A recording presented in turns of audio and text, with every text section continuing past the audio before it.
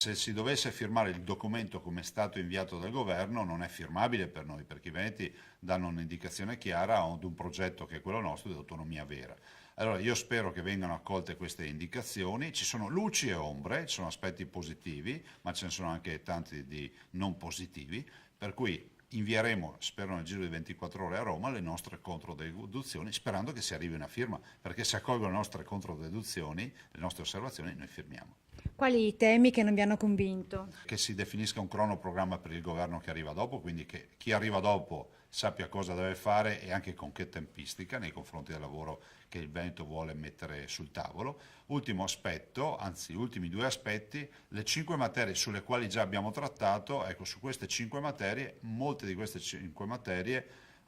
non hanno avuto poi raccolta le nostre istanze. Penso al lavoro dove di fatto non ci viene dato nulla rispetto a quello che abbiamo chiesto, o ad altre materie come la sanità dove ci aspettiamo un po' di più di quello che ci viene riconosciuto.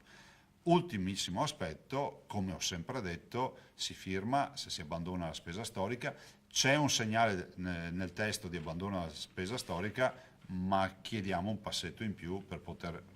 diciamo, essere più motivati a firmare.